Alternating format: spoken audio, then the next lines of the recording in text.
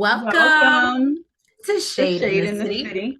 I'm your girl, Treese. It's Nels. And today, y'all, I know y'all been waiting, anticipating. And I'm sorry. We was late, but we got 90 Day Fiance Y'all tell. watched it. Y'all know the tell-all was live. It was I'm mad that they had to tell all as long as they had the damn episodes. right. I was worried But that was about to be a part 3. right. I was But like, what is it gonna end? you're funny. That's bad when you're like, when is it gonna end? Yes, we're gonna get into the tell-all parts 1 and 2. So if you have not already, please make sure that you hit that like button. And you hit the subscribe button. She doesn't know her lines. Anyway, and we just want to thank you guys.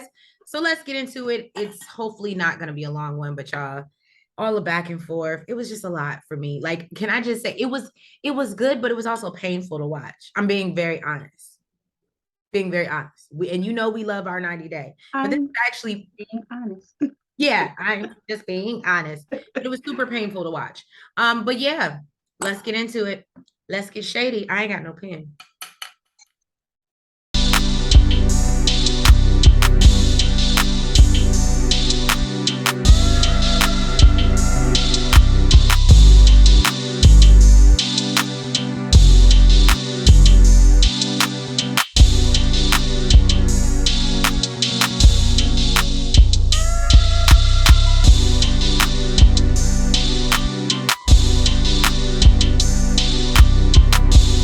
Tell all off, Sean. Actually, we ain't even gonna start with Sean. We starting with Guillermo. They show up for the teller. Everybody's showing up. So Guillermo and Kara show up. She knows she was probably judged, and she don't give a fuck. She ready for that smoke. She said, and you know what, Kara? I respect her for that. I like her little gangster. She's like, I don't give a fuck. So And we now, see it has not wavered. That's who she is. right. Guillermo says that they still have many things to work on. And he's still learning to deal with Kara in America, and it's frustrating. Now, Yve and Mohamed arrive, and she said it's stressful being the sole provider, and she has to work a lot and work hard, and things aren't cheap. And Shade Squad, please make sure that you stay tuned to the review because I got some Yve and Mohamed tea that I am spilling for y'all. So make sure that you watch the whole review. That's all I'm saying. Now, Benny and Ariella say that they're still working on their relationship. Ari says she's sure things are going to come up that Benny didn't tell her about or something they didn't communicate well on. And that's what's on her mind. Ari always feels like the men get a pass and she's ready to stick up for herself and said she may be 5 feet, but she's tough. And I get you, girl. I'm saying, well, it's a little chihuahua. Don't want it. You don't want this. Now, Patrick and Thais show up, and y'all, I hate to burst your bubble. That girl pregnant. You can see it all in her face when she is on camera. And I don't mean it in the bad way. Her face is fuller. Like, it's See, not the I same. didn't notice in her face. Absolutely, I noticed in her face. Before they told everybody. I definitely, and because I keep and you knew already. I was gonna say, I keep my ear to these YouTube streets, so I knew. Now, he says a lot has changed, good and bad. They're no longer in Dallas, but in Las Vegas now. And he's like, oh, a whole new life again, poor Thais. And I don't think Thais is really tripping off being in Vegas. It seemed like she was happy there. So it seemed like she was happier when they were in Vegas than she was when they were in Dallas. So now raising a kid there, that might be a different story. Now, Thais is worried about John and says that she doesn't have the patience. And if John wants to say something bad to her, then she's here for it. And, Patrick said he isn't sure what's going to happen between John and Thais. Now, Guillermo says backstage there's a lot of strong people in the room. And basically, he's like, don't be trying to pick a fight with me because I can't handle it. And then when they do the comparison, I'm like, yeah, Guillermo, don't mess with none of these men on these stage because all these men, and we know Jibri's little ass is a little crazy. Right, so don't mess with him either. Then Patrick talks about how he doesn't want to relive fights. He compares bringing someone over on a K-1 visa to having a baby because they can't do anything for themselves, especially if they can't speak English. Now, Kara chimes in and says it sucks because it's not anyone's fault, really. but it is still a frustration when you're supporting someone else. I guess I'm gonna give people grace because I want to say, did you not know that? First of all, have you not watched the show? Second of all, did you not know what you were getting into before you did it? Now I'll give you the grace that maybe you didn't. Well, but or you have an I would idea. assume that if you've watched the show, you know this is not no walk in the park. Getting somebody over here to America. So whatever. What was your thoughts? I felt like you were gonna say I was just saying that, you may have an idea. And I'm not saying that it's okay to say what they said, but right. But because I didn't like what they said as Americans. No, I didn't like what they said either. And actually a lot of them seemed like they was like taken aback, like it's no, not. I noticed all the Americans felt one way, and all the foreigners were like, "Well, what the fuck?" Exactly, and said like it's not our fault. And please forgive me, I didn't mean to say all the people that aren't from here. Gosh, I gotta be politically correct. I don't want nobody to get mad because I said, but F word. I mean, you know how it is also that you may have an idea of what it's going to be like, or the things that you have to take care of, the bills you may have to pay or take care of them for them. But all types of stuff comes up. You really don't know it until you're in the thick of it. So, I mean, you can have an idea of what the frustration might be, but I'm sure. And then too, we'll get to that. I'm gonna dig in. We'll get there, Shade Squad. We'll get there. Now, Bilal and Shao pull up, and he said he's ready to meet the other cast members and hash some things out as well. Shy feels like Bilal needs to stop treating her like a baby. He likes to mansplain everything. And he sees this shit on camera, so he can recognize it. Because, he claims he doesn't do this. And he hates when she uses the word lecture. She's hoping that he will see himself and want to change. Baby girl, if y'all ain't watched none of the episodes now, and if he's still the same way after watching himself on the tell-all, or not even still the same way, if he don't see nothing wrong with it, all I can say is, from my observation, it wasn't giving growth. But anyway, now Emily and Kobe show up, and Thais has a super stank face. I did notice that. Kobe said he's not there to get into anybody else's shit, and basically he just want to, if somebody want to start something, he's here to bring it. But he's like, I'm just here for the peace, tell my story, and leave. And of course, Jibri and Miona pull up. Jibri said he's excited because the tell-all isn't ready for Jibri and all his energy. I said, yes. I was here with, like, when it started, I was like, yes, Jibri, this is what we want. And then by the end, Shade Squad, I'm gonna be honest, I was like, I don't even know if I like this little man no more. Now, and Miona, right? But Miona was like, whatever energy anybody brings to me, I'm gonna give it right back, just multiplied. I said, all right, Mimi. Okay, Miona no more. That's Mimi. Right. Now, Ariella is backstage joking with Jibri about his shiny suit, which I hate to say it, Ari had on a shiny dress, so it looked like they could have matched. Now, and she's just being Ari, just being quirky, funny. It wasn't really funny. I'm sorry. Jibri. I have to give Jibri that. She's not really funny. But, she's just being her quirky self. And basically it's like, oh, I won't sit next to you because I don't want to outshine you. Why did you say that to Jibri? Look, you think you're Gemini, he might be a Leo. Why would you say that to Jibri out of all people? Now, Jibri says, we're from a different planet. You could never, but does turn around and compliment Benny on his suit, and says that, but I'm still best dressed. So Thais believes Jibri is going to find something to get mad about based off his current behaviors. He's giving real problematic energy. She feels like if he'll fight with his best friend, why wouldn't he fight someone there? I said, well, come on, Thais. Mohamed even asked him, he was like, so you really fought your best friend? And Jibri's like, yeah, we got a long history. Like, he got a long history with David, and he even put him in a coma. Listen, my homie put me in a coma. It's on site every time I see you. I was going to say, I don't even know if we can get through that. Right. if I wake up out the coma, I probably am not fucking with you. Right. Just that. Now we see Kenny and Tim. They're there to witness the tell-all themselves. They apparently get to, watch live and hang out and, ask questions for themselves and give their commentary. And shout out to Tim and Kenny, but we do that job, so we won't be going there. Emily says she's nervous. She says she knows she probably got to dodge some bullets and throw some back, but she said everyone has done things that they're not proud of, so fuck it.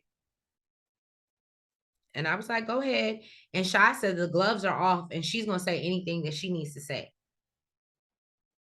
Lies. Right? Lies. Well, I don't know. Shy could be a little bold. She can be a little bold. So we start off the show. Sean comes out the gate and exposes our two pregnant people, which you heard it first. So if you haven't already, hit the like button and the subscribe button. But we learned Thais and Kara are both 16 weeks pregnant. Mm-hmm. And Sean was like, well, y'all on the phone with each other? Like, what the hell? Let's do it now. Let's line this up. But we start this tell-all part 1 off with Shy and Bilal and see how they're doing. Shy says she's still learning about Bilal and it's a process. They're still getting to know each other. Bilal says every week there's a new piece to the puzzle. And he admits that they're learning about each other's quirks. And then Sean's like, so you admit that you have quirks. You admit that you're a little off. And he's like, yes, I do have quirks. So clean freak, I think she called him. I think and clean freak. Then she jumps to Emily and Kobe and asks them about their new baby, Scarlett, which is their little girl that they had. So they now have 2 kids. Kobe has his green card. He's working testing asphalt and is getting all the overtime that he could ever ask for. So I said, look at God. What they say, when a man finds a wife, he finds a good thing. Even though you still at the mama house, but we'll get there. Let's pace ourselves. Now she gets to Jibri and thanks him for dressing up, for showing up for the occasion, right? She brings up his family and their issues with Miona. He said he sees that they're happy, but it's rough because he feels like there's a lot of jealousy and, everybody's just so... And Sean's like, well, what are they jealous of, Jibri? And he's like, we look so good together and we shine. And they just want to shining. Yeah. All of this winning, I give you my mind. Hey, don't try to hold me. Now, Sean asked Miona if she thinks Jibri's mother is jealous of her. And she says she's not trying to compete with anyone, but there has been some weird energy. Ariella says usually if it's a problem with the mother-in-law, it's usually the son. And maybe Miona came off defensive. Well, Jibri took that and was like, so you think my mom is jealous? But what about your jealous ass? What I don't understand is, weren't you the one that said it though? Yeah. Weren't you the one that said that they were jealous? He did say it. I'm not gonna lie. It's so funny. I didn't even catch, like, at first I was just so kind of like taken aback and upset with Jibri for how he was coming at a woman, that I forgot about the whole MMA, her cussing out the girl part of it. But now that I think, I'm like, no, I knew immediately that was valid. I didn't figure it out until later on, like in the tell-all, and I was like, oh, that was a good one. I was like, no, immediately I knew that's what he was referring to. Oh. But I was just like, damn, Ari, why you didn't defend yourself and be like, homie, you the one that said they were jealous. And not even that. If I was Ariella, I would have been like, but you're the same one that can't be in a band or make a song or be in the studio without having to text me on a call. Like I would have gave him that work. Jibri would have wanted to fight me, and so would have Miona. You're not going. And see, the thing about it is, I don't feel like Ari came for him. No, I think she was being her normal. Jibri was coming for everybody. He was coming for everybody. And you know who actually came for somebody and they really could have just ripped his ass a new one and didn't? Patrick. Right. I said fucking nerve of you, homie? So Jibri starts going off at Ari about her jealousy, and it was just unnecessary. It was uncalled for, in my opinion. Sean jumps to Ari and Benny then, and she says, you know, they're doing well, but they're still working on their communication. Benny shares that he also has his green card and he can work now and be a father. He says he wants to continue to pursue his MMA career and feels confident about that. Sean asked him if he wishes Ari was more supportive, and Ari says she never told Benny not to do it. She just advised him to be realistic about doing it. And then when she brings up her jealousy issues, Ari says that she thinks she's reasonably jealous, and the whole cast is kind of rolling their eyes. And I'm going to say this because this literally just popped in my head, and I don't know why I didn't think about it when I was watching the tell-all. Ari got a lot of nerve being as jealous as she is with the shit that she do to Benny with Leandro and the disrespect. So for a second, I was feeling slightly sorry for her and how they were jumping down her ass. But now that I think about it, nah, bitch, you deserve that shit. Oh, she lucky Jibri didn't bring that up. Right. Woo! That would have got shut down. Right. Now, she asked Benny what he thinks, and someone else answers and is like, no, she's jealous. Jibri switches seats with me. I feel like Emily and Kara kind of agreed with her though. Or no, Emily and Thais. Emily and Thais both were like, yeah, you know. They was like, if my man was on the floor rolling around with some girl, like I would have flipped out. Yeah, I guess. Yeah, I think they did. So Jibri switches seats with Miona and tells Ari she can't do that because he's trying to pursue his dreams. And basically, the more jealous you are, the more you're holding him back, and they're not going to work out because Benny is reaching for the top and Ari is preventing that. And I wanted to say, just because your mother is a therapist does not mean that this shit is hereditary. It ain't running through his veins. No. Through his big veins. Right. Stop it, Jibri. Do what you do best. Fashion, nigga, not therapy. Fashion. Fashion and country songs. Do what you do best. Country songs, yes. Right. I'll give him country songs. So, basically, Ari says that, or basically Jibri says he can't get to the top because of her, and says that, you know, she's pessimistic about his fighting career. And she believes she pushes Benny, but again, ask him to be realistic. And Jibri just reiterates that he thinks it's not going to work. And I think Kara even intervened and said, you know, it was like, but you it's did not supportive rolling up with. at you know, on his partner and like trying to fight her. Although Ari would have got her ass whooped. I'm just right. Saying. Then Kobe brings up the fact that when he go to work, he come home and he tells Emily everything. Not everything, but everything that he feels like she needs to know. Every necessary thing. Right. And basically he communicates with her. And Jibri basically tells her, like, what happens when he has like $1 million fight and girls are throwing themselves at him? She's going to lose her mind. That is true. Jibri, I'm going to give you that. That is true. But I think you also need to look to your left and who is beside you. Because I don't think you left the whole band.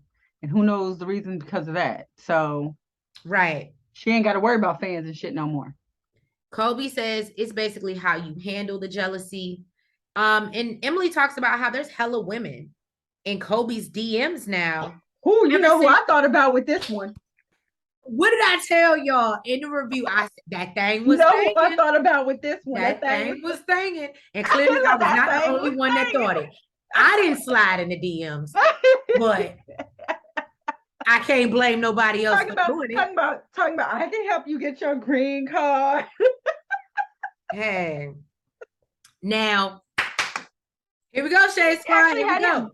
She actually had him stripped down to his drawers and show her face and I love you all over him. Oh, yes, indeed. Thank you. Because I was getting ready to go on to the next thing because I'm excited. Now, please make sure if you have not already that you hit that like button. And the subscribe button. And let's get into the tea that is Mohamed and Yve. right, Shade Squad. So let's get into the sip and shade part of our review. Now, Eve has apparently gotten herself in some trouble behind Mohamed. And this is according to In Touch. So everything is alleged. I'm just recording. This is what they said. It's not what we said. We just recorded. Now, apparently, Eve has been charged with domestic abuse against another family member, and we all know who that family member is. Now, apparently, Mohamed has broken up with Eve. We all know that he was exchanging text messages with this other woman. And apparently, I guess it didn't work out with the other woman, so she decided to expose his ass. Now, Eve finds out about this, and there's actually audio, which I've heard, of Eve going off. Now, Mohamed makes sure to say in this audio clip, "Stop hitting me, stop hitting me." Now, apparently, these domestic charges, because, you know, YouTube doesn't promote violence. So, well, I shouldn't have said even the V word. Anyway, now, I'm going to try to do this without using the A word and all the other good stuff. Now, apparently, Mohamed has been living with friends since August 14th, which is just one day before he pressed these charges against Eve. Now, we all know she's going through her stuff with Theron, and apparently her mother is also ill. On top of now, you got to deal with the FBE of it all. So Eve's representation basically said that they believe Mohamed had this plan all along. Him and the young lady that he was talking to actually planned to basically try to get him where they discuss what they call a U visa. And for those who don't know what I just learned today, you know, a mind is a terrible thing to waste. Now, a U visa is what the government basically put in place for people who are coming over on a K-1 visa or in a situation like that. They're migrating to the US and they're obviously dealing with a partner that may be the A word. And this is their way of being able to keep their, apparently Larissa tried this as well with Colt. Colty. And basically said y'all get where I'm going. And you know, she posted pictures with the bruises and stuff like that. But apparently if this is deemed to be true, this kind of automatically grants them this U visa, which gets them their green card. So I guess maybe the marrying her wasn't working out. I guess he's still not able to work yet. And I think Mohamed said it was something with her tax issues, but we'll get into that later. Yeah, I think he said she couldn't even file the paperwork because she didn't file her taxes. All I know is that now poor Eve got to go back to court. I believe it is September 6th for her bond arraignment. And I just feel like this lady is going through another. Oh, she locked up and they won't let her out. I don't know if that means she's locked. It says her next hearing is a bond arraignment. So does that mean she's still locked up? I don't know. You know, I'm not familiar with the law like that. It could be she could have got out on bond and she's going back after that. Now, Mohamed did come out with a video expressing himself about his indiscretions, and I'll just read what he said. He says that the young lady was a fan at first. She was sending me gifts. Mohamed reveals that, you know, it was a very stressful time. Every single day, Eve would say she would send me back to Egypt, and I would say, "Oh my God."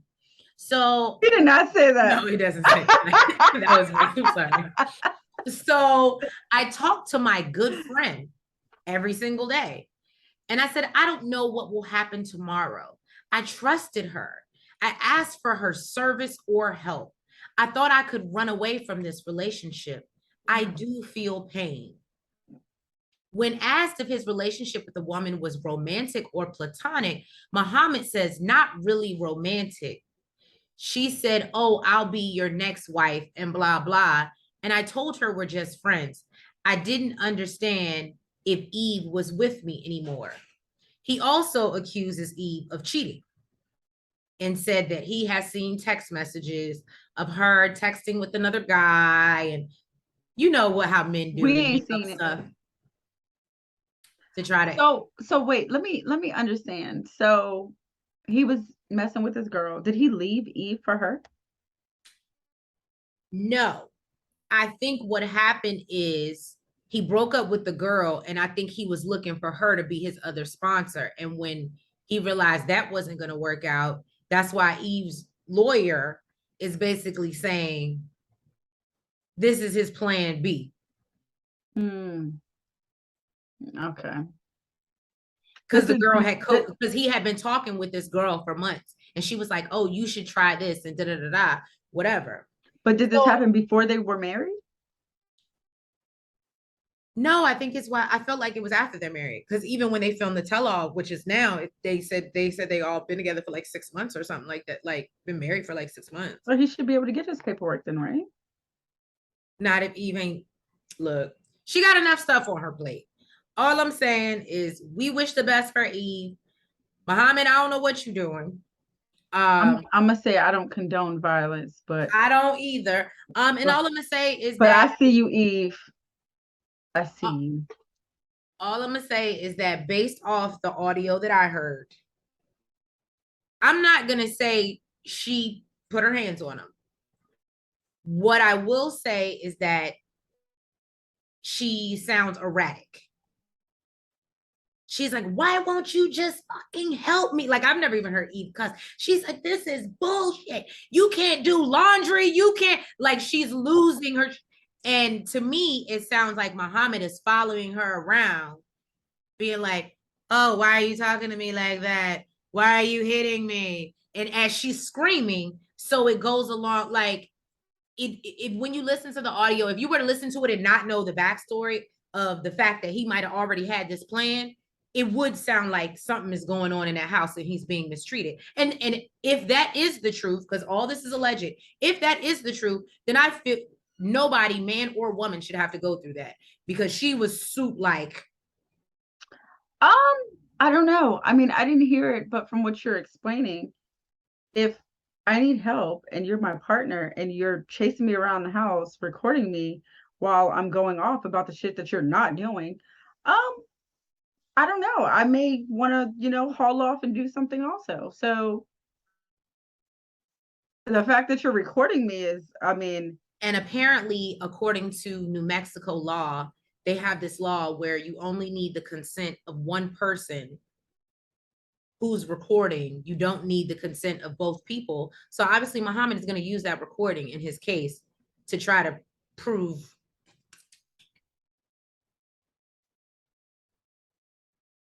So you know what you look like when you did that? You know those things that be outside of the stores that go like this? Okay, y'all, this is not a laughing matter. But just keeping y'all up to date on the Mohamed and Yve tea. If you have not already, please make sure you like me for that because I had to go and read news stories and stuff to give y'all. And subscribe. And subscribe. Well, y'all, I played Nails the recording and got her all fired up. Yes, she did. She got me fired up. I'm fired up. I can't say how I really, really feel because it's YouTube, but just know I'm fired up. She fired up. So as we know, Sean moves on to Mohamed and Yve. She says they've been getting along well. He's more accepting of her clothing. Mohamed says, I never asked her to change her clothing. Bullshit. At this point now, I just think he don't give a damn because he messing with somebody else. So he said he may have given his opinion about it, but he never asked her to change. He says once he got to America, he started realizing the cultural differences. Jibri jumps in and says they're expanding, but Ari and Benny aren't. They're not going to work out. Ari says she could say the same for him and Miona. Jibri says he feels like they're fake. And Sean asked why he's so adamant about this. And he said, because she's too jealous. And I was just like, him back. I was just like, this was even Mohamed's moment. Right. Like, I was just like, Jibri, have several seats. He actually told him, he said, you're a star and she's dimming your lights. What? I felt like Emily. Jibri was all over the place. Did you notice that Benny went like this? So the whole time he did not have his hands on his face the entire time. And Benny is not combative. Yeah. He just feels the way he feels. So I think he was feeling some type and of Jibri way. better know better because Benny will kick his ass. Oh, absolutely. Absolutely. Talking about he'll fight him for 1,000 or for 1,000,000, whatever the hell. You get your ass whooped. 30, what was it, 33 seconds? Yeah. 33 seconds, boo. And but honestly, look, if I was Ari, I'd be like, the one time I need you to step up and show off your shit right now. Look, he was just sitting here like this. Just, Ari's not like that either. She's not confrontational. So she doesn't even like to see Benny fight. Right. So she's not gonna. But look, had it been one of us. Sean kicks things off with Patrick and Thais. Patrick and Thais both say they were surprised because a year ago, apparently Patrick took a sperm test and realized he didn't have any sperm. And this threw me for a loop. Because of his past PED use. Apparently she called him from Brazil. It stands for steroid, but it's personal something enhanced something. It stands for steroid shit. Okay. But that's the, acronym. His steroid use. So he said he went to the doctor and he got it fixed. And Patrick was like, a year ago, I actually thought I was pregnant. And then I called Patrick and Patrick told me he couldn't have kids. And she was like, I was very upset because we had already been together for a year and we had been talking about kids. And he didn't say nothing. First of all, we're going to get on Patrick. But the manipulation. How are you dating somebody for a whole year, talking about having kids, and that entire time they know that they can't have kids? What? Patrick is, if anybody needs to sit in their chair and shut the fuck up, it is Patrick. Yeah, and I think that he tried to do that. He most certainly did not. As best as he could. I think that he could have probably been more expressive, but he knew when to shut the fuck up. I feel like. He didn't. Oh, okay. Because had he came at me, had I been on that stage, oh God, there was so many times I just was like. So Patrick says that he tried to tell her, but it's the language barrier. And she was like, nigga, we was using Google Translator. And on top of that, is that when he wasn't fluent? Is that what he's saying? He wasn't he wasn't fluent? Because I was like, hold up, so you're fluent in Portuguese. Well, he probably wasn't fluent, but it's just the point that they were using Google Translator, so he could have told her. You know what it's giving? It's giving Chanel Lyon. What? I didn't understand. Oh, I didn't understand. Because I don't speak the language. Oh, that's a good point. Now, then Thais turns around and says that she took 6 tests to confirm her pregnancy. Because apparently she's the type of person she needs to know for sure before she says anything or does anything. And after the 6 tests that she hid from Patrick, she made him make her a gyno appointment, but then invited her other little friend, the one I can't remember her name right now, the girl that is speaks Portuguese. Yeah, she invited her to the doctor's appointment, and the friend knew before Patrick knew that she was pregnant. Because she lied about why she was going. You know what? They are a match made in heaven. He is a manipulator and she is deceptive. She this is dumb. They both lie and mislead to get what they want. Exactly. Now, he said he was a bit upset about this and was like, it's a lot of double standards with her. He said he can't read DMs without her being there. And I was like, ooh, okay. When Sean questions her more about trusting him, she talks about how he basically was telling her while he was in Brazil that he was training a coworker when really he was making out with her and basically trying to screw her. She actually said that they did have sex. He said that they didn't. Because he couldn't get it up because of his PED use. Did I miss that? No, he said it was because he drank too much, but either way, he couldn't get it going. I was about to say, hold up. Whoa. Because even Bilal calls him out and says, so basically it sounds like you wanted to do it. You just couldn't because you were too drunk.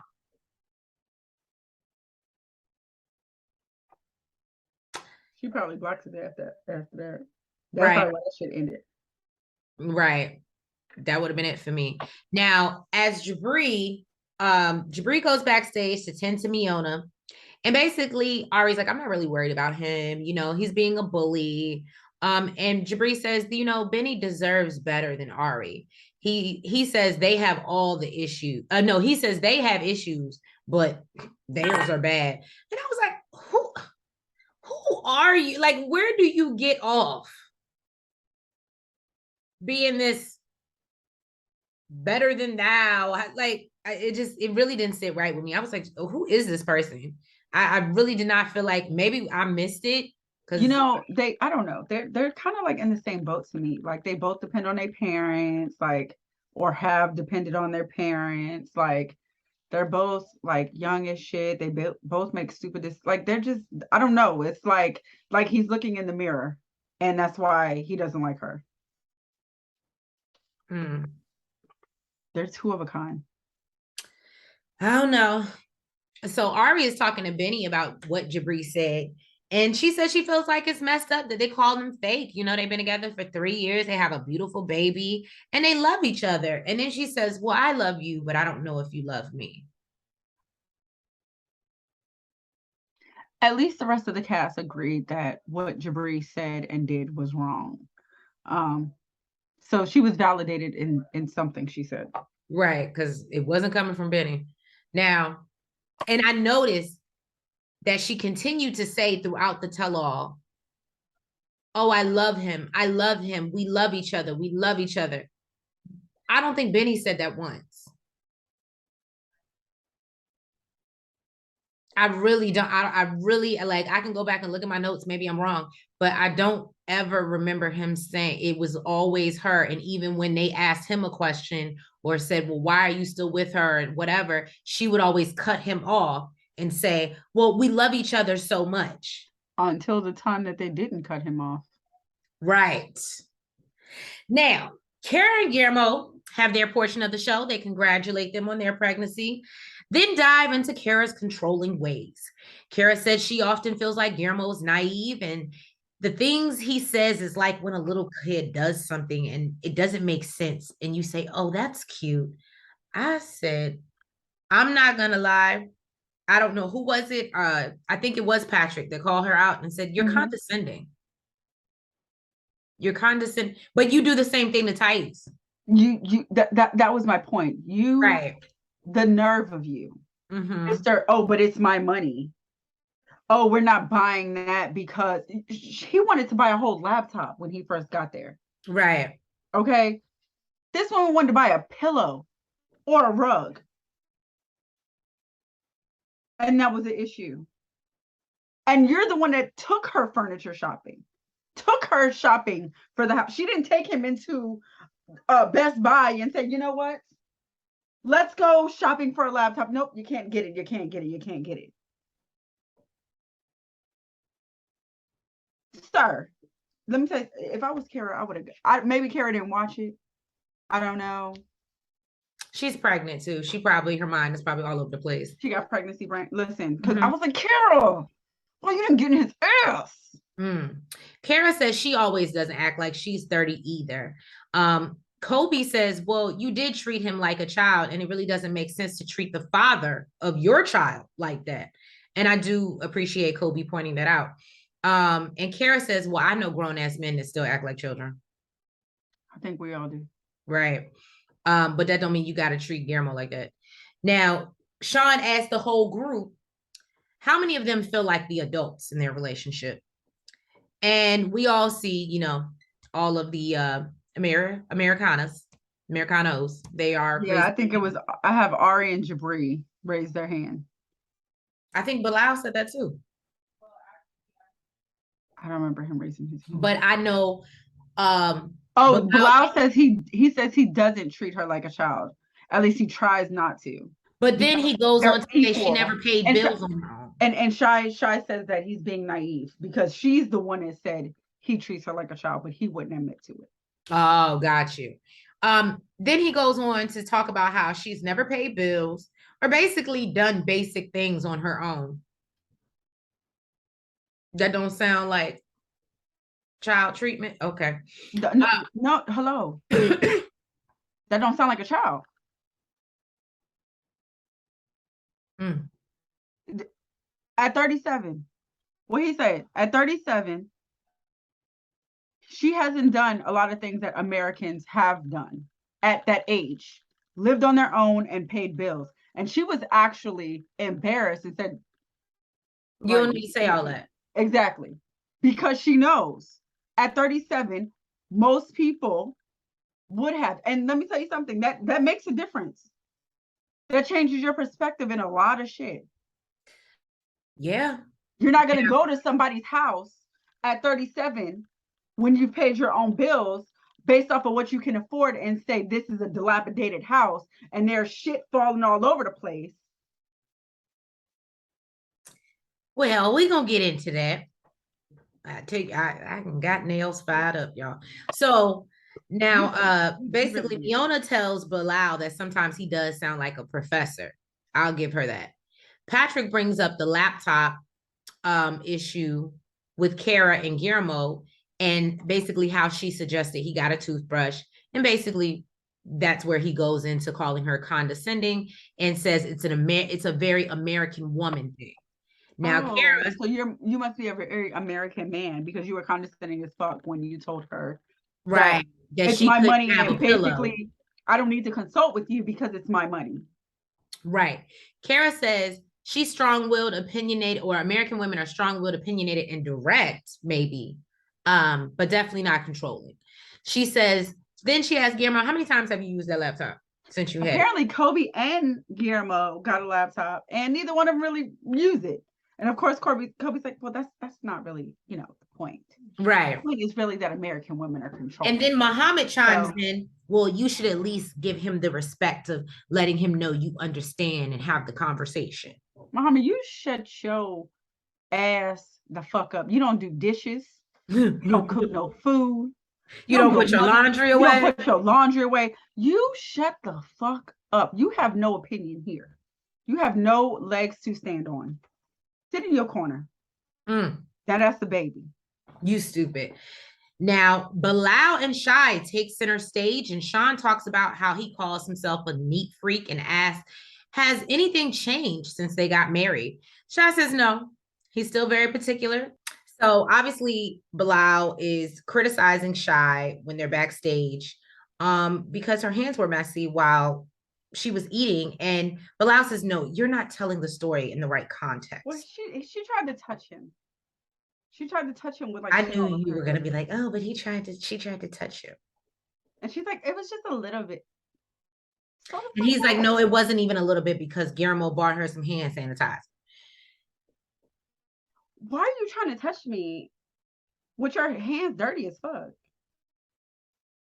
Okay, that does give a little childlike. So then Sean asked her about the infamous prank and why she was so upset. She said when he came to Trinidad, her family rolled out the red carpet for him.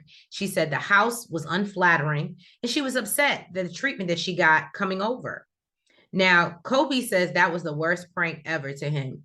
He said, basically, you kind of set her up to look like a gold digger.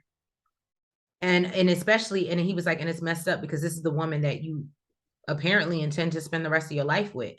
Now,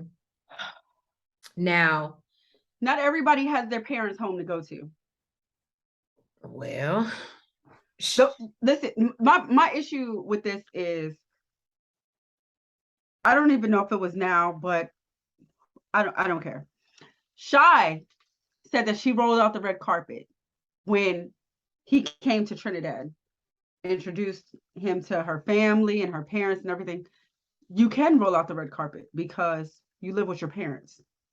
You're not paying any bills. The business that you have is going all to your pockets. Now, thank goodness this was not Bilal's actual situation. But had it been, you would have been disrespectful as fuck. Mm-hmm. If he's bringing you over here, and this is what he has, this is all he has. That's why he played the prank. Miss, I would live with him in a tent. But clearly not in a dilapidated home. Sean asked Bilal his reaction to Shy's, reaction. And he basically said that he knew she wasn't going to love it, but he was a little surprised at how far she took it. So Sean asked the other couples if, they felt Shy went a little too hard. And then they also talk about the car ride. The infamous car ride where she slapped him upside the head. Mm-hmm. And everybody feels like Shy didn't really do nothing wrong. Mm-hmm. Like Bilal was tripping. And I believe it was Emily and Kara was like, I wish motherfucker would pull over and tell me to get out. I would take an Uber and you will ride by. And he was like, I would never do that. I was just trying to, and they talk about, the cast talk about how basically this is another one where they're one and the same. They like to test each other. And basically Shy talks about how, well, I was just seeing how far, I was testing him to see how far I can take it. And I was like, well. He does realize that in hindsight, he should have just apologized for overreacting, because that's exactly what he did. And then Guillermo said, this is how you could tell how young Guillermo is. Guillermo said he wants to be just like Bilal when he grows up, because he feels like he's always willing to apologize, and that's good. And Patrick says that's a sales tactic. He's a salesman. And Patrick said, we are witnessing the best display of salesmanship that even him himself as a salesman is in awe. And I said, well, Patrick talks about how he knows it basically because he does it. And I was like, well, and then they get into the prenup, and Sean asked her if she was ready to go back to Trinidad if he didn't add the 2 clauses. She says yes. Sean asked what happens if she doesn't get pregnant by 40. What's in the, prenup? And she said she didn't think that far. So even if he don't give her no babies, even if he don't, it's not giving no money, she don't get no nothing. It's not giving childlike. Don't know how to wash no dishes. Don't know how to pay no bills. She literally went from one parent's home to another. Woo. Now, Bilal says they're going to do everything in their power to have children, but at the end of the day, that's up to God. Now, the part we all been waiting for. Sean lets us know that it's Shahida. I want to make sure I'm saying it right. Shahida? I feel like she said Shahida. Shahida is there. And Shahida lets us know. It wasn't given what it was supposed to give, though. It wasn't, but I thought it was, but it wasn't. But you got to understand too, I think because of their culture and beliefs, they only gonna go but so hard. May have a point there. Yeah. So Shahida shows up and she's like, I'm there. I'm here because you know what? There's been a breakdown in communication with Shy, which has led to a breakdown in communication with her and Bilal. That's an issue.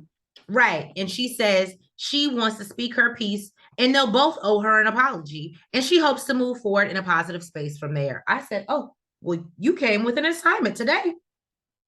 She came with an assignment before too. Right. And so Sean asked about the breakdown of their marriage.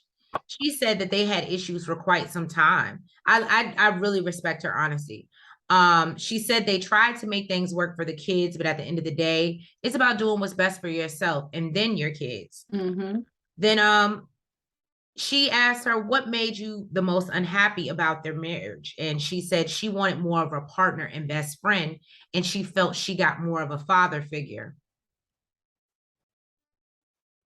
Well, hello, the tea is spilling, it's piping hot. So Sean asked her, well, do you feel like he was lecturing you? And, she admits that, yeah. She was the one that asked for the divorce. And Sean asked if Shy can see a pattern in Bilal's behavior with her and with, obviously his past with Shahida. And, Shy's like, to be fair, I'm going to give her, there are things that she said and there is a pattern, but, she was younger and I'm older and I'm here to, fight for my relationship. Help him and work with him. Right. Honey, you don't even know how to wash a dish properly. Help him do what? Then Sean brings up the fact that Shy hasn't looked in Shahida's direction since she came on set, and ask her why. Shy says she didn't like the way that she came. Okay, I'm sorry. It's given Susie. She goes, I don't like the way that she came at me in my home, in my kitchen. I feel like she gives that a lot. Yes. And she said she felt hurt by it. She said she was hoping for sisterhood. And basically that's not what she got. Shahida says that Shy basically felt disrespected by her tone. But you know, she feels like a prenup was necessary coming into a marriage that she has no assets. Boom! That was the part. That was the part. Let me tell you something though. She shut Shy's ass down because Shy was like, who said I was coming into a marriage with no assets? That was and shady. She was like, that was really shady. That was really shady. Okay, she was, and you know what, she said it in a nicer way. She said, you know what, you don't have a car here in America. You don't have a home in Trinidad. You don't have a home in Trinidad, and you were living with your parents. Your assets that you're referring to is possibly maybe the business that you gave up, but you gave it up, so you still don't have any assets. Now, Jibri tries to jump in and save the day, and I see the hurt. I see the hurt here, and I think tension in the room. Right, I think y'all just need to talk and just be all good again. Jibri, that's what they're doing. I was like, Jibri, shut up. Now, Sean circles back for Shy's comments on what Shahida said about their marriage. Shy heard what she said and believes Bilal heard it as well. And it's probably hitting him where it hurts, but he needed to hear it. Sean asked Bilal, what's going through your mind right now? And he says it doesn't feel good hearing, basically hearing all the things that Shahida had to say. But he feels they live in an oppressive word environment. And I said, if this ain't some old finagle, flip the script type salesman. Right. Listen, let me say something. If Patrick didn't get nothing right, he got that. Right. He got that right. He is a salesman, and that is what we are witnessing. But he does believe he's a loving husband and a dedicated father. And he said he has to go in the tool shed and get to work. They get into Shy's reactions to the house and ask Shahida how she felt. Now, Shahida was hurt for Bilal by the way that she acted and said this was the same person that told Bilal, as Nell said, that, she was sleeping in a tent with him. She also tells Shy she lived in that house for 2 years and she was taken aback and was hurt as well. Now, Shy respects her opinion, but says an opinion is like a nose and everybody has one. We move over to Mohamed and Yve. Now, Mohamed says their relationship has had a lot of downs before they got married, but they're learning to work through them. Okay. Yve says things are so much better and they're working on their communication. You mean screaming, Yve? But okay.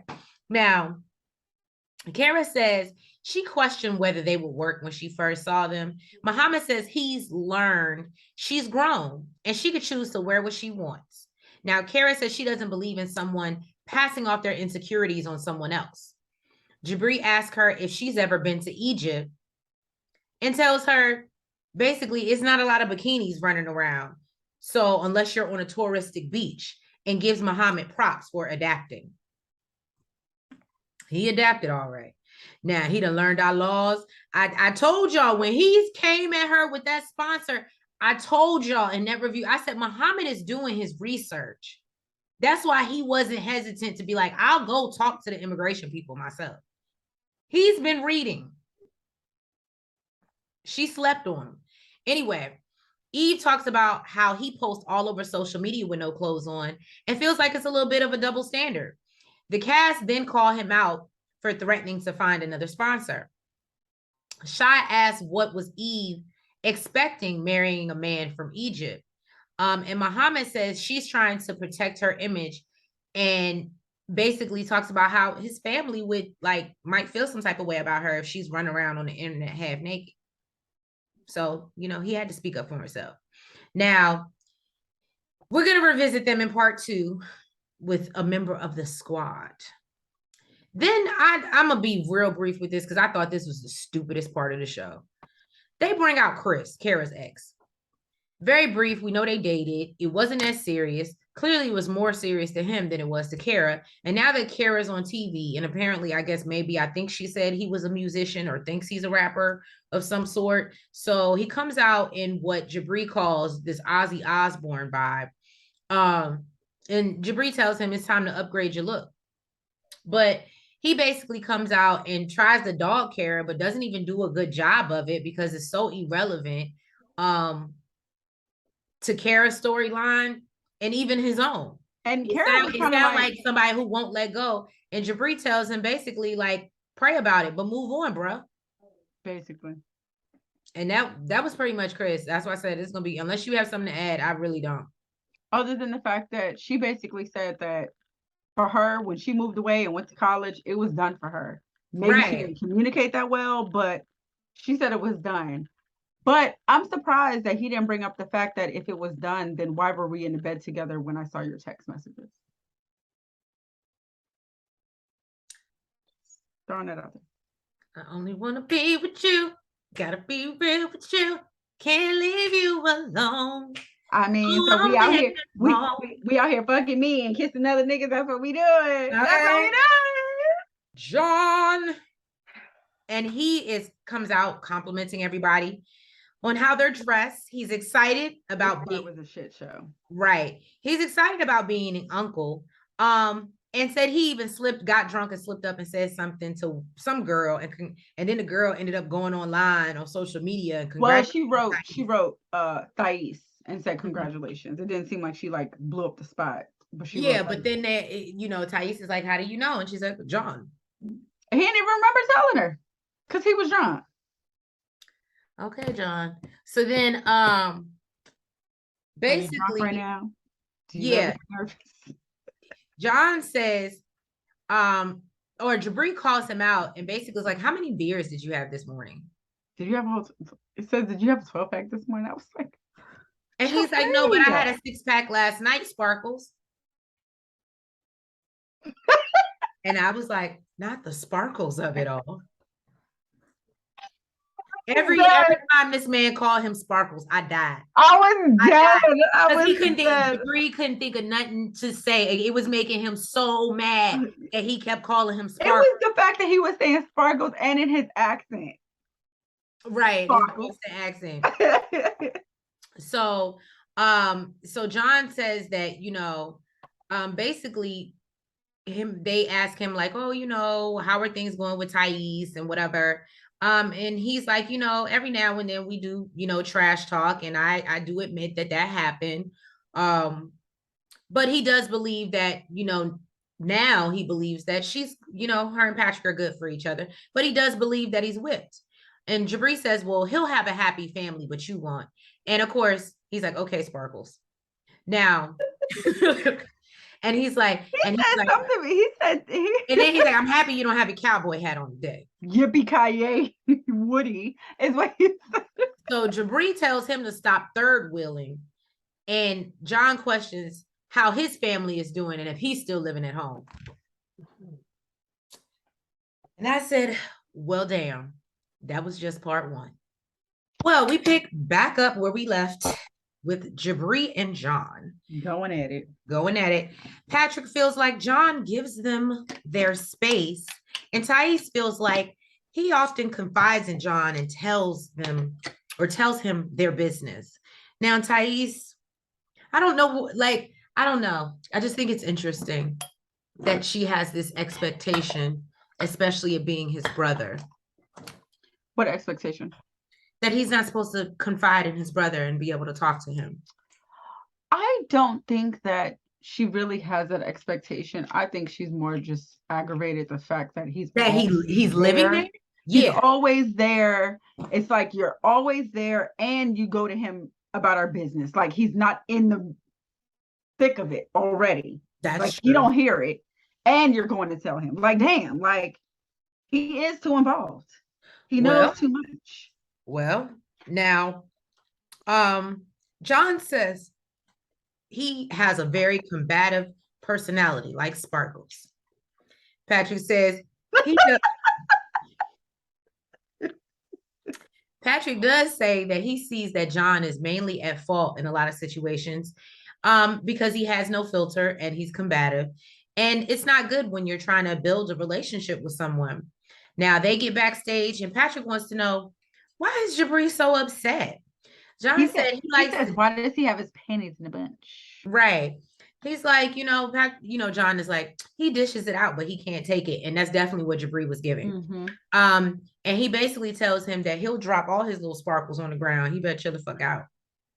Did he say that? He said he would drop sparkles on the ground. Oh, okay. I thought you said drop all his sparkles on the ground. If you drop him, you're dropping all the sparkles. So Jibri feels like John is all I saw was sparkling dust just hitting the ground. Right. Jibri feels like John is a dickhead and doesn't want to be around him. He tells production, I don't know who Jibri thought he was. I guess he thought he had more clout than he did. He's like, I'm not filming with him. Like, you're not the show, Jibri. Yes, you were a highlight of this season, but you are not the show. You don't get to determine who you like, sir, we probably wouldn't even give you your own show. So, right. Fuck, we give a damn about your opinion. Right. What you want. So, and basically says if he has to be filmed with John, then he's gonna knock him out. And John is like, look, Sparkles, it's not gonna end that way. Let me tell you. He's like, I seen your little tussle with your little boyfriend. I ain't worried about that shit took me out.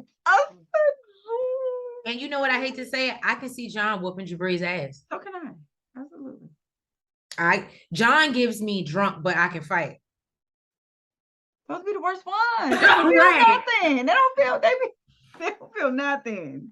So, then Emily and Kobe talk about their family journey. She discusses her birth and getting her placenta encapsulated.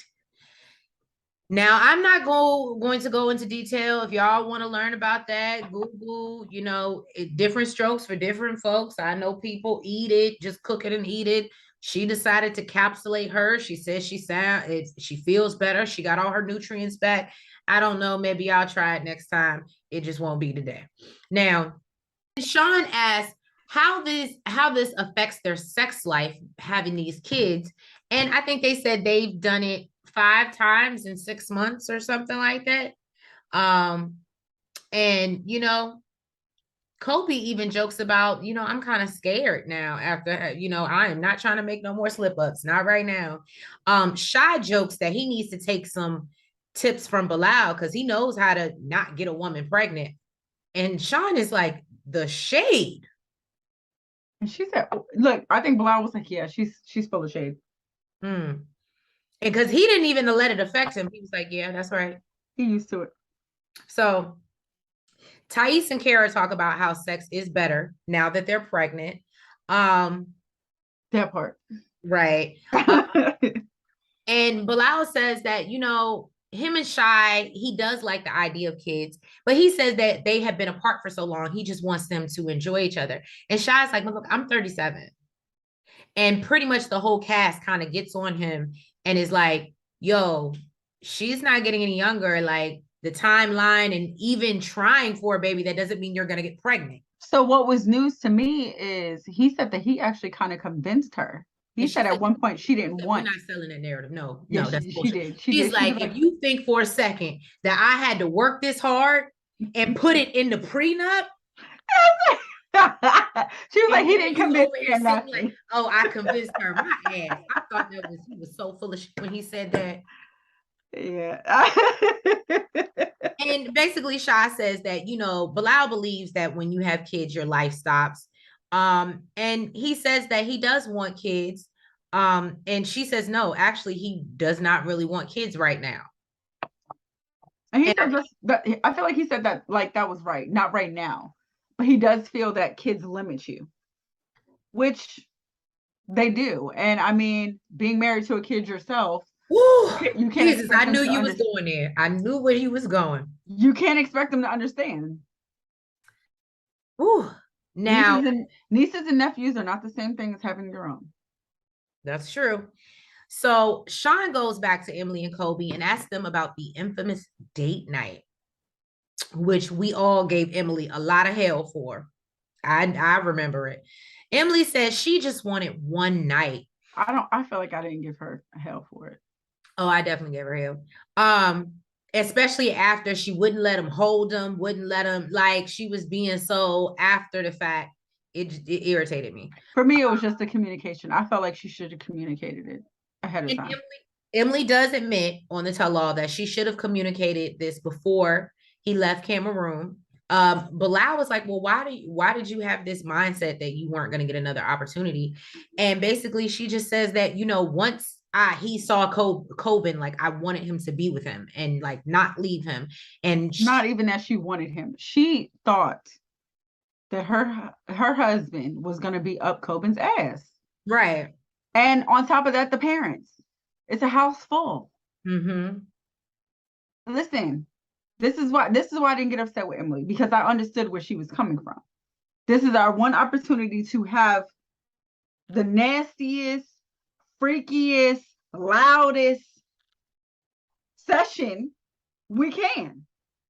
Okay, before we get back to the house with the baby and the family. But I do feel like she should have said, yo, this is what we're doing. Yeah, before when you touch down, like I would really like to, how you feel about it versus, and I feel like he even expressed, that was his biggest thing. He would have, if she communicated that, he would have had his mindset to, you know what, this is what we're doing. Versus right. I'm gonna see my son and this is what we, I wanna go straight home. Right. Now, Kara basically takes up for her and talks about, it was probably a lot of pressure, not seeing Kobe for that long, moving into your parents' house. 17 months. And then you can't even get down like you want to. That's what I said. So and Mohamed's like, I understand. Let me tell you something. That hotel night would have been what's the new baby name? Scarlett. Scarlett. I almost called her Skylar. Scarlett. That hotel night would have been Scarlett. Mm. When you think about it, I think that it was. You think? They did it, and then what? 2-3 weeks later, she was pregnant. To me, that's I mean, granted, I ain't in a bedroom like that. Listen. Who realistically, who wants to go 17 months not having no sex? You're on the phone constantly with your dude, who what it's like. That's your right. That's your baby daddy. That's your future husband, and you gonna have to get home and sneak around your parents and sneak around your family and your baby. I thought where she was coming from. It was just a lack of communication. That's all. Right. Then we move on to Yve and Tatiana, one of her squad members. Tatiana says, Mohamed. I don't know why she annoys me. Oh, Tatiana, she annoys me too. Now they start to go at it, and Tatiana says Mohamed is entitled to his opinions because they showed the footage of Mohamed talking about them, calling them stupid, I believe it was. And they were acting stupid. And weird. They were acting that way. And she's like, he's entitled to his opinion, just like we're entitled to ours. And Mohamed asked her if she thought it was appropriate in any culture to go around asking the questions that they pretty much asked him. And she's like, well, if you let me answer and stop cutting me off. And Mohamed actually mentions, like, I have American friends now, and I brought that up, and that's not what y'all normally do. That's not normal conversation. Let me tell you something. As an American, I love to have conversations about sex. But am I doing that with someone I've never met before? And not my homegirl's man. Absolutely not. And I love when Mohamed makes it a point. And she was like, well, we were just trying to get to know you and vet you. We will admit that we were trying to get to know you. And he was like, but what the questions you were What did you asking were learn? not getting to know me. He said, What? the only thing you found out was that I was good in bed. I told you, Mohamed might be a fuck up. He might be a little boy. He might be immature. But let me tell you something. Y'all better put some respect on that man name. Okay. I said, all right, Mohamed. Okay. All right. And then even the other couples backstage, Emily's like, yeah, I would have felt some type of way if my homegirls was talking to my dude like that. Like that is low-key weird. That is not normal, like table conversation. Like and I feel like we discussed this before.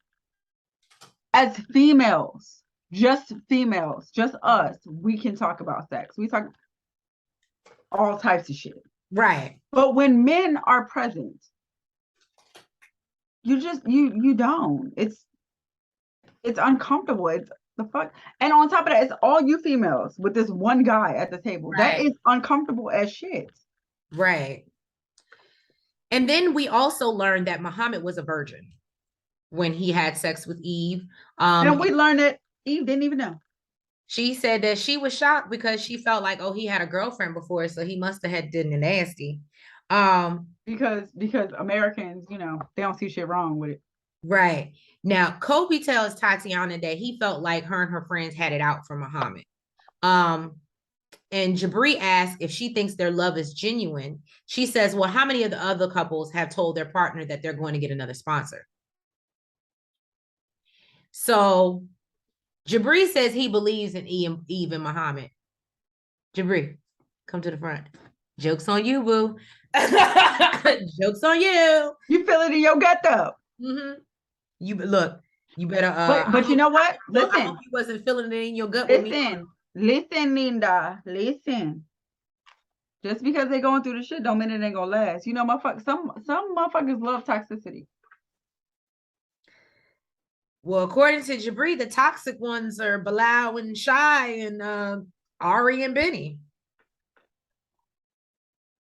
I wouldn't call them toxic because I feel like they don't really express themselves. Who, Ari and Benny? I guess that could be toxic too. Mm-hmm. Tatiana asked why, and he says he wanted to get his papers to, you know, basically get working. And she's like, well, it sounds like impatience to me. So Shy backs him up and is like, look, what y'all not gonna do? It's a lot of pressure coming over here to this country, not being able to work. Kara defends Yve, and Jibri does as well, and talks about the amount of paperwork that goes into trying to get them over here. And basically it's like, y'all can do the paperwork. If you feel like it's so easy, do it. So I don't know. For me, right? I feel like I told you how I feel about the whole Yve and Mohamed situation. I didn't know that it had anything to do with taxes, but I feel like you want him to help. You want him to contribute. Clearly, he don't want to do no dishes. He don't want to put away no clothes. He just wants, well, you know what? Now knowing let's act like I'm ignorant to what the hell it is. I was going to say. Let's act like I'm ignorant to what the hell those opinions he was expecting to do, okay? But this is why you can't marry a child. Basically, back to Yve and Mohamed. So, yeah, pretty much him and Tatiana seem like they want to hash it out. You know, he's like, I really ain't got no issue with you outside of that conversation. And basically thanks her for being supportive to Yve before he got there, but tells her, you know, the questions that you were asking weren't going to help you get to know me any better. And then they shake hands and they hug it out. And then as they head backstage, he talks about how stressful that was. And then she comes again. Yve calls him out of the green room or whatever. And basically Tatiana wants to talk to him again. And basically it's like, I just want to make sure we're good because I feel like there's a lot of aggression and I thought we had moved past this. And then, you know, today it just seemed like you were doing a lot. And, you know, he's like, look, I told you it wasn't no issues. And they agree that they're going to, or she says she's going to make more of an effort. Here we have Ariella and Benny. We know Jibri is going to have a field day with them. We learn that he is working on the MMA career. He's been out to Vegas. And likes it better because there's a larger Ethiopian community out there. Mohamed says that he's grown and should be able to choose where he lives. And Ari is like, well, does that mean that I have to go with him? You know who chimed in here? Right. And basically Jibri is like, that's his dream and you need to be supportive. And that's why he was like, no, you ain't gotta go. Absolutely right. not. And she's like, you'd be happy if we broke up. And he's like, no, I wouldn't be happy. I just want you to be more supportive. Then that's when he comes in and also he gives his thoughts on how you're not gonna last. You're not gonna last. You're not going to last. He basically said everybody was gonna fail except for, everybody was going to be okay except for Benny and Ari and Bilal and Shy. Now, Kara tells Ari that she can really see Vegas working out for Benny. And Ari agrees and told him he should go and just visit her and Avi, but he wasn't really trying to do that. Ari clearly doesn't mind having the flexibility of sending Benny away.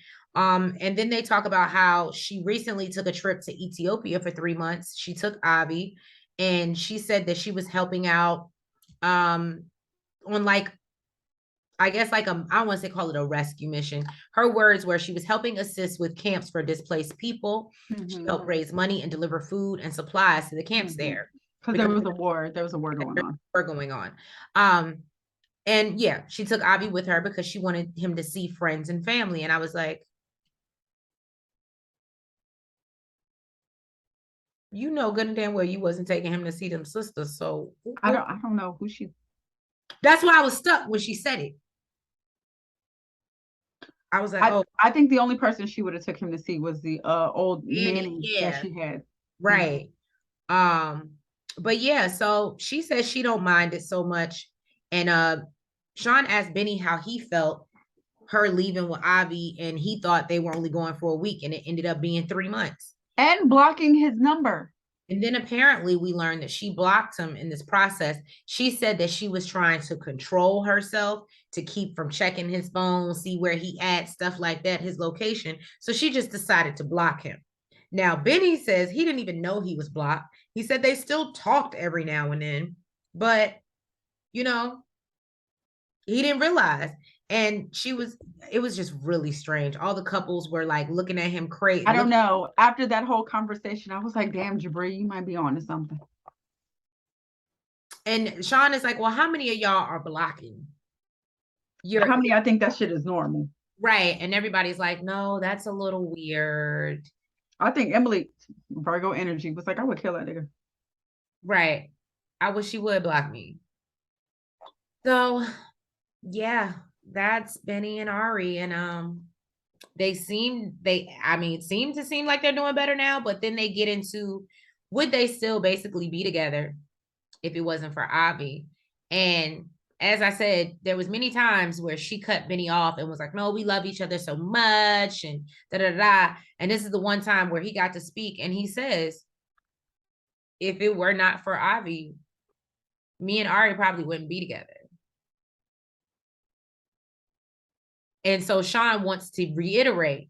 So you're saying, and then Ari cuts him off and says, no, we love each other. We may have not been together. And I don't know why. Sean lets her know there was a strong possibility that y'all wouldn't have been together if this baby wasn't here. I don't know. When I saw that scene, I envisioned myself being Ari, just singing, you won't break my soul. You won't break my soul. I was like, what? And even Miona calls her out and basically said, like, y'all play games. Who's blocking people? It was just real. Everybody was just really floored by the whole situation. Now we move on to Jibri and Miona. She asked, in another country. You're in a whole nother country. Blocking him, like. All right, ain't got no sense. Anyway, we move on to Jibri and Miona. Shai asked whether they found a place to call home yet. Miona says right now they're in Palm Springs, but they're thinking of traveling more and maybe spending part of the year outside the U.S. They must be viral or something on TikTok. They have to be. Girl, where they're getting their money from. I really feel because I was like, Palm Springs. I could be mistaken, but I think Palm Springs is not cheap. Mm-mm. Mm-mm. Then they talking about for half the year they're gonna be outside the country. Did I miss something? I was like, did I miss? Look, maybe Jibri is the star. Maybe that 90-day check is math. Maybe the math is math. He using that shit to the fullest, huh? Right. Now Jibri says that although he wants kids, he wants to have more adventures with Miona, and says they plan to be creative nomads for a while. He thanks Miona for taking this journey with him. He admits that the move to South Dakota and living with his parents probably backfired, but he's grateful. He said he should have listened to Miona. And then they talk about the parents' disapproval of the marriage and how they declined the invitation to the tell-all. Jibri says he hasn't seen his parents since he left South Dakota 6 months ago. And then Sean brings up David. Now, David comes out and he basically says that, there was always tension with me and Jibri before Miona, because we all know he put this whole man in a coma. He says that, but he separated from the band when it came to Miona. He made, I don't know if they signed a contract, or basically he just gave him his word that they were going to be dedicated to this whole process. And it sounds like Jibri met Miona and then dipped. And Jibri admits that he didn't hold up his end of the bargain, but says that he felt like he was carrying all of the weight. And he felt like the star, like the leader of the group. Right. And he said when he met Miona, it was no stress-free. Surprising. So, and now she's the one that stresses you out, but okay. Right. And then David said, well, that's fine if you feel like that, but if you felt that way, you should have said something the same way you just did on stage. And I don't know how much I can stress enough. Communication is key. It literally resolves a lot of shit and prevents a lot of shit. Agreed. So David says he was hurt when he learned of their engagement on Instagram, and says that he didn't even know they had gotten married because he wasn't invited. Basically, David feels like he hid Miona behind a wall and kept them separate. And he's like, instead of bringing her in, and Jibri gets frustrated and talks about how he didn't fuck with her, basically. And David admits that's true. I'll give you that. And Jibri is like, so what's the solution? Because this is no longer my girlfriend. This is my wife, bro. So he doesn't have a solution, and this makes Jibri storm off stage.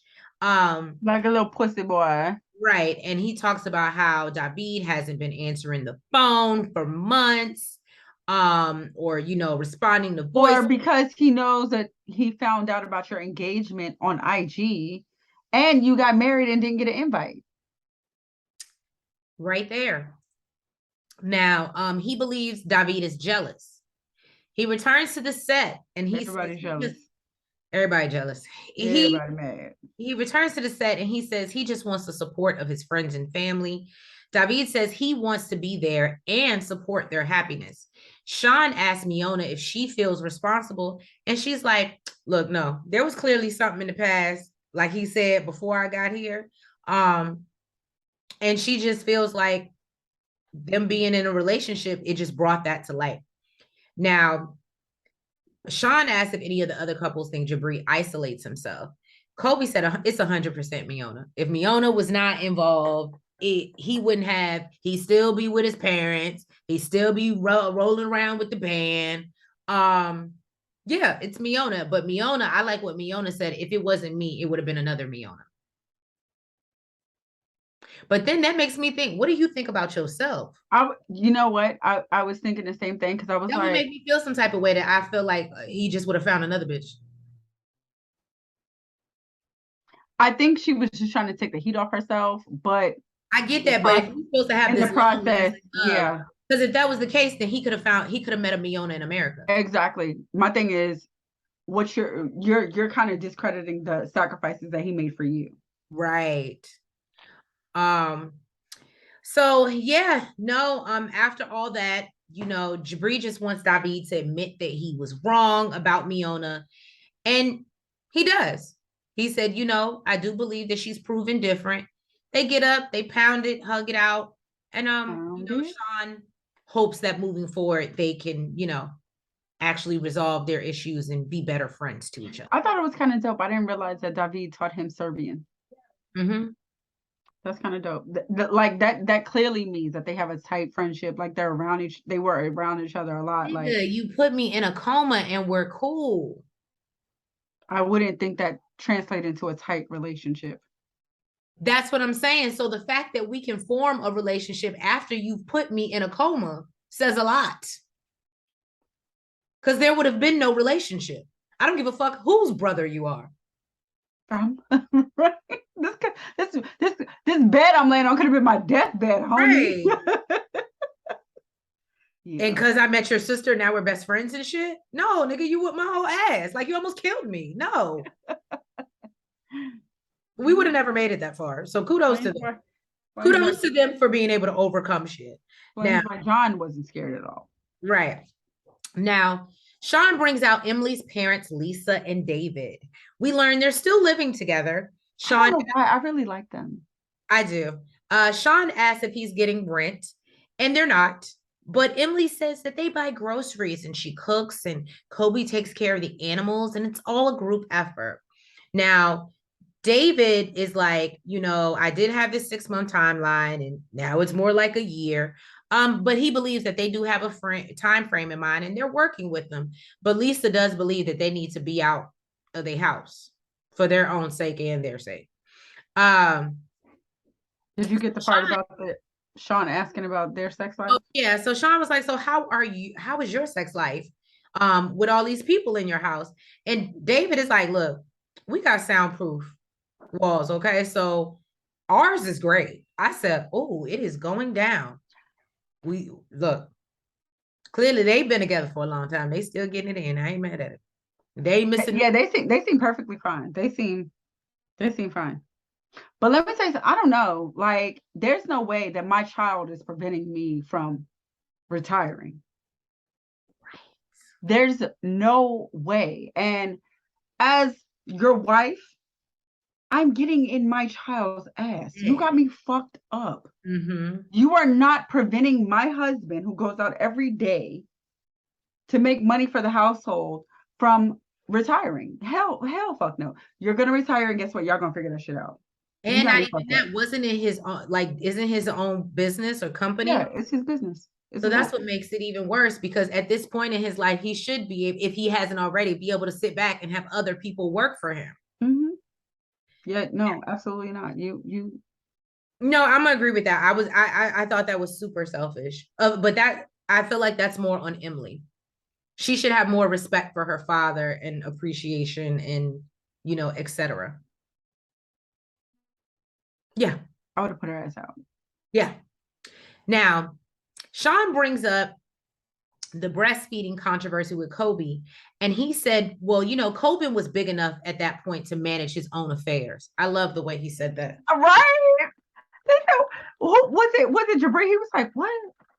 He was like, at that age of managing, he was like, that's how you know he's from, I don't know if he's from Cameroon or another country. He was like, that's how you know. Right. Managing his own affairs at like at 2.5. Right, at 2.5. And Kobe says that he didn't need that to survive. Mohamed says, well, shit, you didn't either. I said, all right, Mohamed. Okay. So Lisa, of course, talks about how breastfeeding needs to be normalized. And says, it's great that they're there for pleasure, but it's really meant for the baby. So Sean asked the group what they think, and Benny says that would be selfish for him to want Ari's boobs for himself. And Jibri says something making fun of Kobe and Benny, talking about them sharing boobs with he was like stammering a little bit when he with their kid. And Ari jumps in, don't you do that, don't you bully Benny, you can pick on me. But y'all was like, really? Wrong time, boo. Wrong time. That's not that's not what it's given. Yeah, it didn't land. And Jibri was like, bro, I was talking about the boobs. Like, right. Like, it's not your moment. Cut it out. Then they talk about the gift that we still don't know what it is. I still think it was. I was so hoping they said, look, they Trace, still not share it. Trace, it's clearly not money. Oh, that's true. It clearly was not money. It wasn't money. Because he said it was something that was like from when Emily was like a child or something like that. Something sentimental, I think. I hope he didn't pass off her umbilical cord or something nasty like that. I don't know. It was small enough to be, because he just passes it with his hand. Like, we ain't see nothing. That would be weird. I don't know. They out here encapsulating placentas. Who knows? So it could have been a pill, bitch. so Ari goes back to, yeah, they get back to Ari and Benny and bring up a situation with his sisters, Wish and Mimi. Now, everyone, a lot of the ladies, but just in general, a lot of the cast members are upset at how Ari was treated with the wine thrown in her face. Kara questions him why he couldn't confront his sisters about how they acted. And he, Benny is like, I don't want to make it worse, I just don't think it'll be better trying to, and I mean, I don't agree with it, but I know why Benny does it. I wouldn't have been able to marry a man like that. No, I wouldn't either. Shy says that basically he needs to put his foot down because basically, as we've seen, the disrespect is continuing to escalate. And I think it was Guillermo that actually said it's going to continue unless you do something. Because how long is it before, if they're throwing wine at her, it ain't too long before they're gonna be throwing more than wine. Mm-hmm. And so, and don't get me wrong, Ari got a mouth, but we know I believe them sisters got hands. Now, especially the quiet one. Mimi? Yeah. Is it Mimi? Yeah. Mm-hmm. Mimi is the one. Mimi got the hands. I can tell. Everybody, Shy feels like that's wrong to do to the mother of your child and not stick up for her. Kara says she wanted to fight them. Kara, you don't want that work. Now, Mohamed says he felt like his wife didn't respect his sisters. I love the fact that Guillermo was like, no.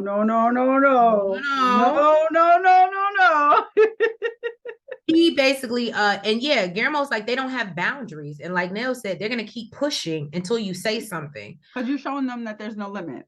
Right. They asked Ari how she feels, and she said she was mad at first, but she knows it's hard for Benny to speak up against his sisters or just anybody in general.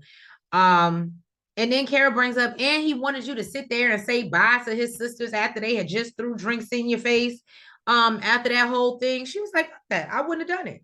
Like, I wouldn't. And y'all all know, if y'all need to go back, I believe that was like episode 2 or 3. But yeah, I do believe I went in because the only thing I didn't agree with that scene was the Avi situation. Avi. I can understand 100% why you don't want to deal with them, but at the end of the day, Avi does not have shit to do. And I hate, and it's sad to say, but it's mainly mothers when they make their child a pawn. You literally put your child in the middle of that situation just because you were mad at them. Right. And he has nothing to do with it. That's true. So Sean then brings up how the sisters suggested that they just get married by any means necessary. So he can get his green card. Mm-hmm. And as we discussed earlier, he does say that he wanted to be around his son. And they really want to know if he actually considered it. And it sounds like he did.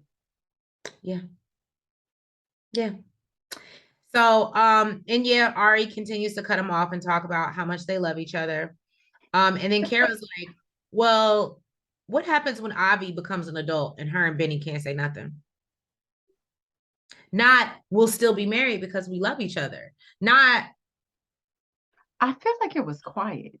It was. That's what I'm saying. Okay. Yeah. Okay. No, but I'm saying, like, fill in the blank. Fill in the dead air. Fill in the crickets with, oh, we love each other so much. We're still going to be together when we're going to be going to his graduation together. We're going to, like, that wasn't the question. And now you get silent. When you loved each other so much 2 seconds ago. You know who'll probably be there though? Leandra. And that's what I'm disappointed in this tell-all, only because, like Nell said, it didn't give what it needed to give. I definitely think Leandro should have been brought up in the disrespect, because I felt like it was a lot of Benny and his MMA career. I mean, yes, we touched on her jealousy a little bit, but I don't know, just the little shit that she do. I felt like they took it easy on her, maybe because Jibri went in so hard on her. Because yeah, I feel like what Sean and didn't give her, Jibri tried to give. So yeah, y'all, that was the 90-day fiance tell all of it all. Part 1 and 2. Part 1 and 2. Thank you guys for sticking with it. So excuse me. Look, my voice, I'm losing my voice now. I need some water. Please make sure, if you have not already, hit the like button. You comment. You subscribe. And hit the notification bell. And y'all, I'm just letting you know, we love you very much. We want to thank you for your support and helping us grow and glow our Shade Squad. But we will not be back for Happily Ever After. We are taking a 90-day hiatus because we've been on it since we started our YouTube.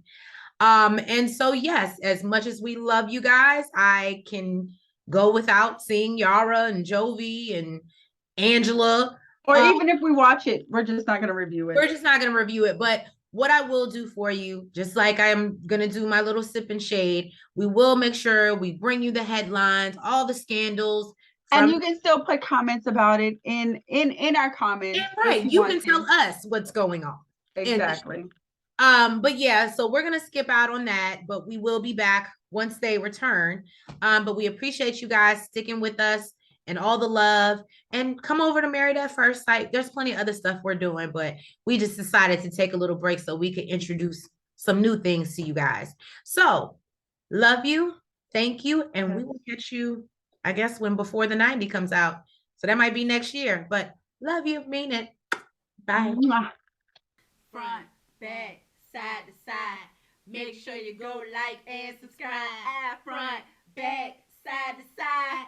Make sure you go like and subscribe. Hey!